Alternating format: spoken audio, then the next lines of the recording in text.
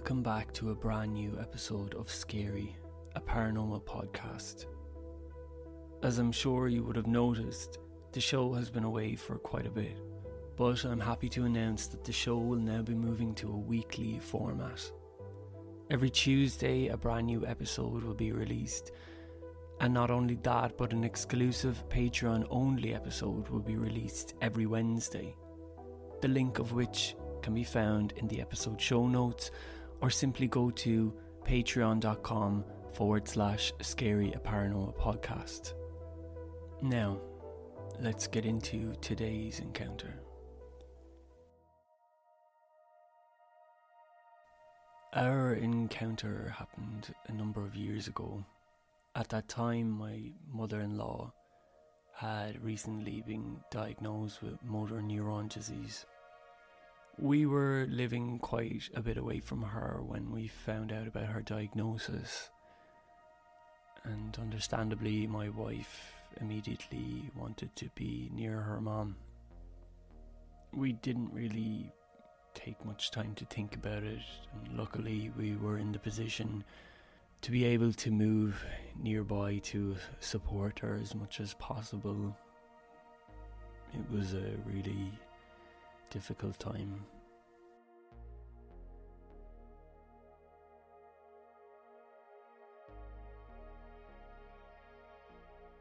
Motor neurons disease usually progresses quite rapidly. It's devastating. Because of this, we knew that moving near to her would be temporary.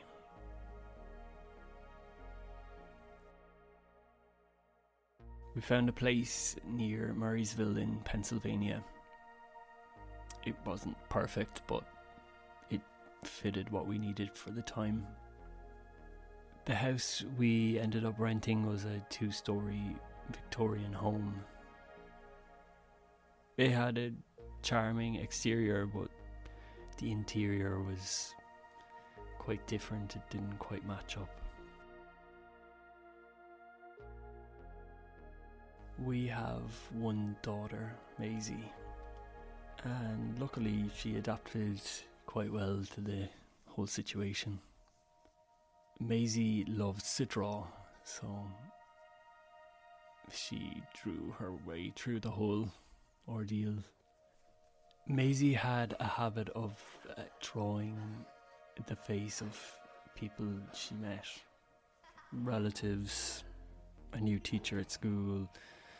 So when we moved in, she was busy drawing all these new faces, new neighbours. Her grandmother was now featuring heavily in these pictures, and this was all normal. For us, anyway.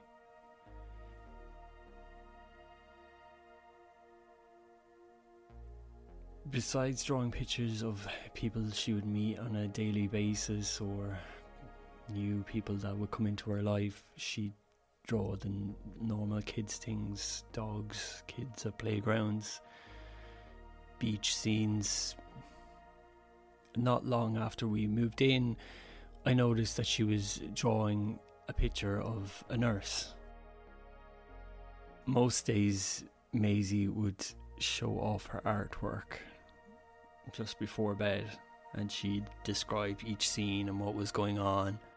You would pass her by and you'd kind of glance down and see, oh, she's drawing a picture of a beach, or oh, that looks like it's the woman that was here earlier, or hey, that's the neighbour's dog. And then these pictures of a nurse started to appear.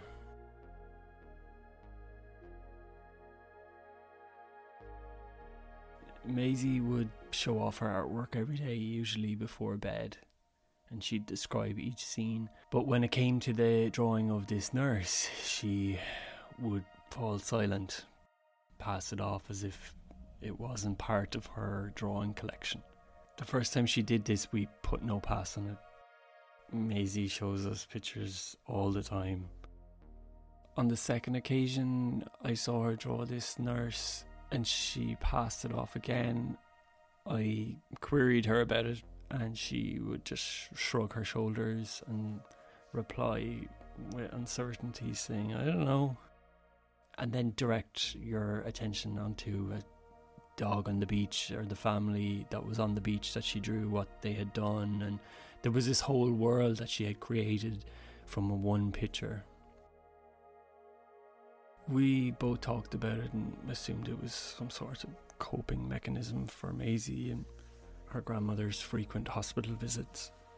Maybe the drawings were an indirect way for her to process her emotions. Or as time went on, the nurse would pop into these drawings every now and then. Around 5 months after her move, one evening I was watching TV and Maisie was sitting on the floor, absorbed in her artwork. My wife Lauren was with her mother, alternating care duties with her siblings. As I walked by Maisie, I caught a glimpse of her drawing. Again, a picture of this nurse. But this time, the detail of the picture was astonishing for Maisie's age. The nurse's hair, her eyes, the facial features, the uniform. I remember thinking, this is bizarre compared to her other drawings. It was as if somebody else had drew a picture and threw it in the pile. Did you do this? The minute I acknowledged the drawing, Maisie's reaction was intense. She quickly hid the drawing from me and shouted, "Don't look, don't look!" Now, this was completely unexpected and bewildering. I asked her, what's wrong? Why? What? And she just kept saying, no, no, no, no, no, no, and rushed off to her room with the pictures under her arm. After I'd seen this picture of the nurse, that's when things started to become paranormal. Maisie began experiencing these nightmares at first once a week, and then would ramp up to every third night. Then it was getting to the point where we were being woke up constantly by Maisie screaming in her bedroom. She would be covered in sweat, terrified. In her dreams, she said she was in a hospital and that there were shadows on the wall. And she would say, "Mommy, he's beep, beep, beep." She would make this noise which sounded to me like medical equipment. She would go on to say that she would walk down a corridor and she could hear people talking in the patient rooms. But she said there'd be nobody in the rooms, just voices.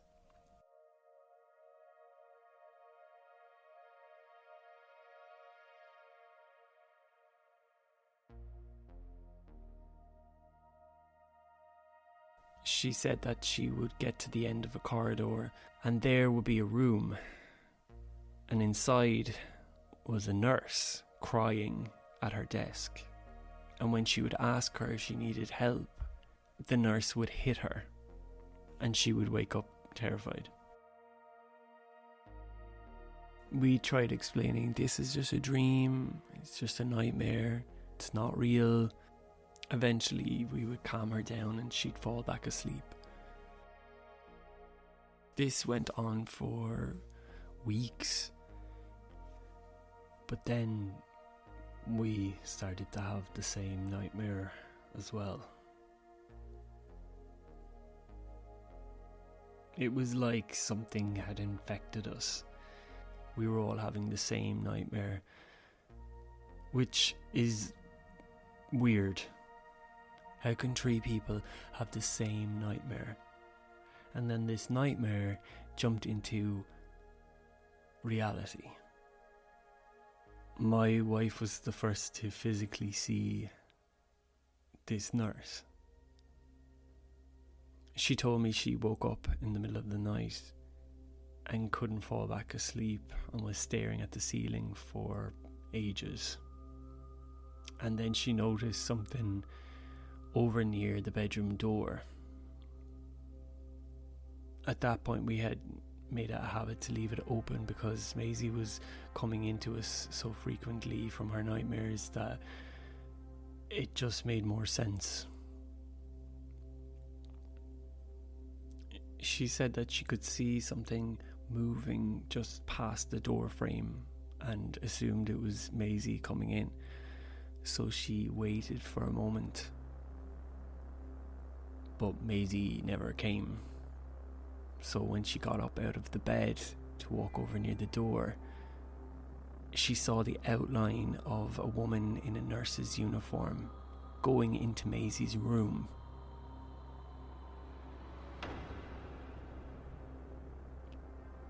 That's when I woke up because my wife was screaming that there was somebody in the house. I remember hopping out of bed and following her and not really understanding what was happening. When someone wakes you like that from sleep so quickly, your mind is reforming. She was hysterical and was turning on all the lights. And before we knew it, I was standing in Maisie's room with her, and Maisie was rubbing her eyes, waking up from sleep, asking what the hell was going on. She said she saw this figure go into Maisie's room, and as she was following the figure, she said that the features were becoming more defined and clear. It was like as if this person was forming into a denser form the closer she was getting to Maisie's bedroom.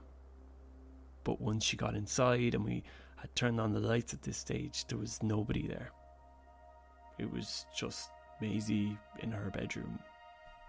Honestly, I just thought this was a combination of stress from my mother-in-law's condition and late nights of caring for her, and Maisie's nightmares, which were now our nightmares, and this was all after becoming something that was playing in her subconscious all the time. So, to be honest, I didn't believe she actually saw anything. I just believed her mind had created something out of the blackness of our bedroom as she was falling to sleep. But then I saw the nurse. We had gone into town, and when we came home, I remember briefly looking over our neighbour's house, and as I turned back, upstairs in Maisie's bedroom was what looked like a nurse, but a nurse in an old uniform. And she was completely solid. This was no doubt in my mind a physical person inside our house in Maisie's room when nobody should be there. I remember bolting up the stairs, going into Maisie's room, and as I entered the room, the woman I saw in the window faded before my eyes, and then there was nothing there. And that's when I realised there was something paranormal going on in this house. We asked Maisie if she had ever seen the nurse. How did you first start to draw her? Where did you see her? Maisie drew people she physically saw, so she would have had to have seen this nurse somewhere for her to first start to draw pictures of her. So we kind of teased the idea out and then gently questioned her about the whole thing. She ended up telling us that the day we moved in, there was a nurse outside that said hello. I specifically remember the day we moved in, and there was nobody outside. We ended up staying in that house for 2 years, and slowly the nightmares would become less frequent. We never saw this nurse again, physically. It was really hard to relax in that house. It was like you were on edge. We began hearing footsteps on the stairs. These footsteps would start slow and then go into a faster pace. And what made things worse is that this movement on the stairs would only happen in the nighttime. You would be lying in bed and hear this footstep start, and then it would turn into a run, and then it would be gone. The first time it happened, we assumed somebody was in the house, looked all around, found the doors locked. There was nobody there. This fast movement on the stairs in the nights would last 3 seconds. And then you mightn't hear that noise again for 2 weeks. The next time could be 3 weeks. The next time could be 2 months. But anytime we did hear it, it was always when all 3 of us were in the house. The most frightening moment we had was one night lying in bed and we both couldn't sleep.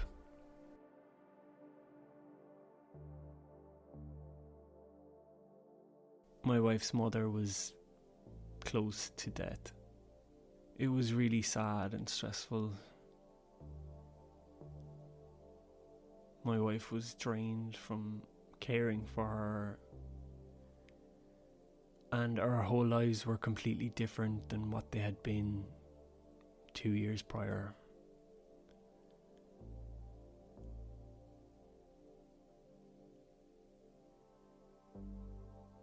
She had been crying,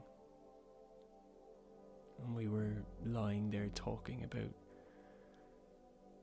what the next steps would be and what will happen, and I felt the bed move. At first I thought maybe she had pushed something, and she said, "Can you stop doing that?" So I said, I didn't do anything. I thought you did something. And just when I said those words, I felt this cold hand grab my ankle and pull. So I let out a roar, and as I roared, my wife screamed. She had felt the exact same thing at the exact same moment. I can still feel that hand on my ankle. And that was the night that Maisie's grandmother died. Not long after my mother-in-law's death, we moved back to California and put the whole thing behind us, to be honest with you.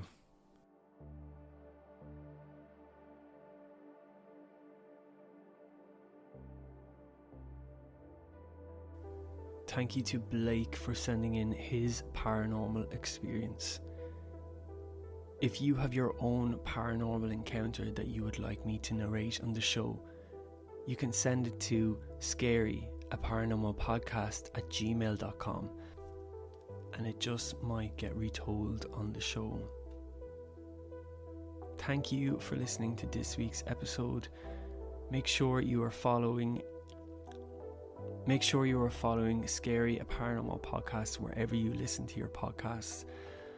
And if you wish to receive more content, you can do so by signing up to our Patreon, or you can support the show by leaving us a review and rating or telling a friend. It helps us greatly.